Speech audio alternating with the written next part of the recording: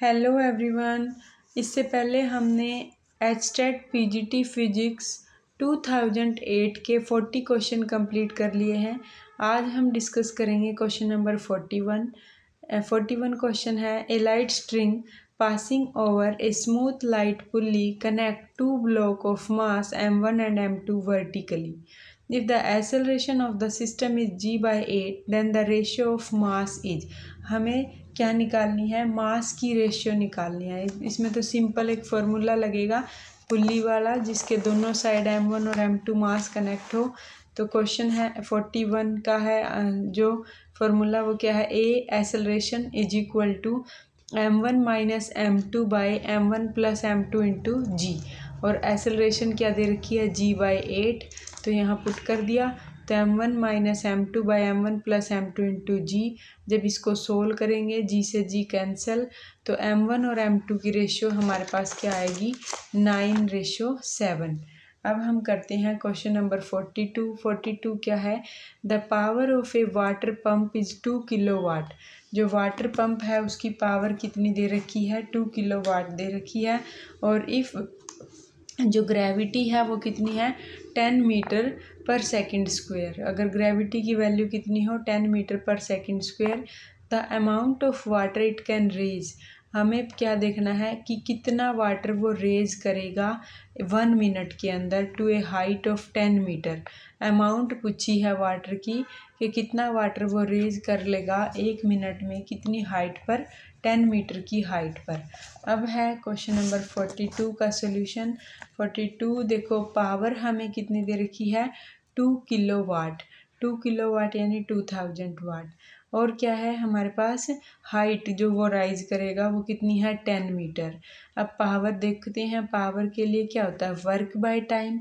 Work हमारा कितना होता है? mgh एनर्जी है, तो mgh बाय टाइम। अब देखो, यहाँ से हम मास की अगर वॉल्यूम देखें हमें कि कितना वो कर सकता है, वॉल्यूम ऊपर राइज करेगा, तो पावर इनटू में time divided by GH. Power है 2000, टाइम है 60, जी ग्रेविटी है, हाइट है 10, तो टोटल कितना आ गया? 1200 kg। अब हम देखते हैं अपना next question, question number 43। 43 question क्या है? ये हमारे पास 43 क्वेश्चन है। यहाँ देखो, अमाउंट ऑफ वाटर हमारे यहाँ लीटर में है, वो केजी में दिया था, केजी में मास निकालना है। तो आप इसको अपने अकॉर्डिंग देख लेना कि अमाउंट निकल गई है हमारी, तो उसको अगर लीटर में है तो लीटर में लिख देंगे। क्वेश्चन 43 क्या है? A lift develop 10 kilowatt of power. एक लिफ्ट है, उसकी पावर कितनी है? 10 किलोवाट है। How much time will it take? कितना वो टाइम लेगी? To lift a man of 200 kg। एक मैन को लिफ्ट करने में कितने वेट है उसका? 200 kg है। कितनी हाइट तक उसको लिफ्ट करना है? 40 मीटर तक। और जो ग्रेविटी है उसकी वैल्यू कितनी है? 10 metre per second square. Lift है जो कि क्या है? पावर दे रखी है 10 किलोवाट। टाइम कितना लगेगा to lift a man of 200 kg, और हाइट कितनी है? 40 मीटर है। और जो ग्रेविटी है वो कितनी है? 10 मीटर पर सेकंड स्क्वायर है। अब देखो क्वेश्चन नंबर 43 को, तो फिर से वही पीछे की तरह। पावर क्या होती है? Energy by time. तो यहाँ टाइम पूछा है, तो mgh बाई पी। मास भी है, ग्रेविटी भी है, हाइट भी है और पावर भी है। पुट करके हमें क्या मिल गया? टाइम की वैल्यू मिल गई। टाइम आ गया 8 सेकेंड। अब हम करते हैं अपना क्वेश्चन नंबर 44। क्वेश्चन नंबर 44 क्या है? If kinetic energy of a body increase by 0.1%, the percentage increase in its momentum will be। Kinetic energy के अंदर हमारे पास इंक्रीज करके वो कितना हो गई है? काइनेटिक एनर्जी इंक्रीज करके 0.1% इंक्रीज कर गई है। हमें निकालना है percentage increase in the momentum. तो अब हम इसके लिए देखते हैं 44 का सॉल्यूशन। पी जो है मोमेंटम वो क्या है? √2me। तो delta P by P into में 100 कितना है? तो 1/2 पावर है ना, डेल्टा ई बाई ई और डेल्टा एम बाई एम और 2/2 तो कोई फ़ायदा ही नहीं है, तो दोनों कांस्टेंट है। तो 1/2 delta E by E into में 100। तो एनर्जी का कितना वेरिएशन दिखाया था 0.1, तो 1/2 डेल्टा ई बाई ई आ गया 0.1, 100 दोनों साइड है कैंसिल, तो 0.05%। तो ये आ गया हमारे पास पावर। अब है 45, a particle of mass 2 kg, एक पार्टिकल है जिसका मास कितना है 2 kg है, is moving along a circular path of radius 1 metre. वो मूव कर रही है एक अलोंग किसके सर्कुलर पाथ में जिसकी रेडियस कितनी है 1 मीटर है। If its angular speed is 2 pi radian per second, उसकी एंगुलर स्पीड इतनी है। The centripetal force will be, तो हमें क्या निकालना है कि उसका सेंट्रीपिटल फोर्स क्या होगा। पार्टिकल जिसका मास 2 kg है और वो क्या कर रही है, मूव कर रही है along a circular path of radius 1 metre. If its angular speed is 2 pi, the centripetal force will be, तो उसका सेंट्रीपिटल फोर्स कितना होगा। तो अब देखते हैं क्वेश्चन नंबर 45 को। तो फोर्स जो है सेंट्रीपिटल वो क्या होता है एम आर ओमेगा स्क्वायर, मास है, आर रेडियस है, ओमेगा क्या है 2 पाई न्यू, फ्रीक्वेंसी भी 1 मिनट पर सेकंड है 1 मीटर पर। हाँ, फ्रीक्वेंसी कितनी दे रखी है 45 की, एंगुलर स्पीड ही दे रखी है कि वो है 2 पाई रेडियन पर सेकंड। पूरी एंगुलर स्पीड ओमेगा की वैल्यू ही दे रखी है, तो ओमेगा की जगह पूरे की जगह 2 पाई स्क्वायर पुट कर देंगे और ये हमारा आ जाएगा 8 पाई स्क्वायर न्यूटन।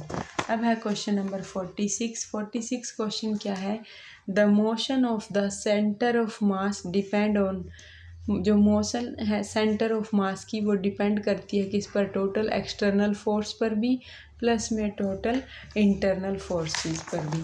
तो a centre of mass depend on the sum of external and internal forces.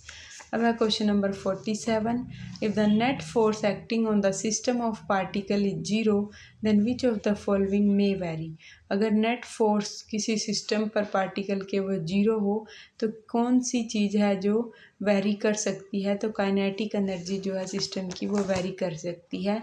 If force zero then kinetic energy जो है सिस्टम की वो वेरी करेगी। और भी ऑप्शन थे वो वेरी नहीं करेंगे और काइनेटिक एनर्जी वेरी कर सकती है। क्वेश्चन है 48, दो बॉडी हैं जिसका मास एक का 1 kg है, एक का 2 kg है, आर लोकेटेड एट एक 1 और 2 पोजीशन पर, दूसरा है 1 - 3 respectively. The coordinate of centre of mass are, तो जो कोऑर्डिनेट होंगे सेंटर ऑफ मास के वो कैसे निकालेंगे।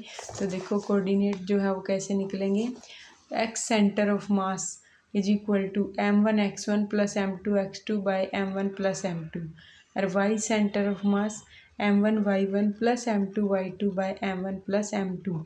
तो x सेंटर ऑफ मास क्या है m1 x1 plus m2 into में x2 by m1 plus m2। y centre of मास में पुट करो m1 y1 plus m2 y2 by m1 plus m2, value put कर दी y1 y2 की, यहाँ पुट कर दी x1 x2 की। तो x सेंटर ऑफ मास -1/3 और y सेंटर ऑफ मास कितना आ गया 8/3। अब ये हो गया हमारा 48 क्वेश्चन। अब हम करते हैं अपना क्वेश्चन नंबर 49। क्वेश्चन नंबर 49 क्या है कि moment of inertia of a body depend on it's, moment of inertia जो है किसी बॉडी का वो किस किस चीज़ पर डिपेंड करता है। तो वो डिपेंड करता है मास एंड साइज पर, एक मास पर दूसरा साइज पर। तो अब हम देखते हैं यहाँ, ये तो इतना ही है बस कि वो किस पर डिपेंड करता है मास और साइज पर। Moment of inertia depend on the distribution of mass and that is mass and size. अब हम करते हैं क्वेश्चन नंबर 50 क्वेश्चन क्या कहता है, ए spherical solid ball of 1 kg mass and radius 3 cm is rotating about an axis passing through its center with an angular velocity of 50 radian per second. Kinetic energy of rotation is, एक spherical solid ball है 1 kg उसका मास है, radius 3 centimetre है और rotate कर रही है वो about an axis passing through its centre with an angular velocity of 50 radian per second. Kinetic energy of rotation की काइनेटिक एनर्जी निकालनी है, जिसकी वैल्यू क्या होती है, energy of rotation half I omega square. Half I क्या है, 2/5 mr² omega square. I moment of inertia है, जिसकी वैल्यू क्या है, 2/5 mr² ओमेगा स्क्वायर। अब देखो 2 से 2 कैंसिल, तो 1/5 एम मास की पुट करी वैल्यू, आर की वैल्यू पुट करी और ओमेगा की वैल्यू पुट करी, तो mr² ओमेगा स्क्वायर। सोल्व करेंगे तो वैल्यू आएगी 0.45 जूल। तो ये हमारे 50 क्वेश्चन तक कंप्लीट हो गए। नेक्स्ट वीडियो में हम अपने 10 क्वेश्चन और करते हैं। Thank you.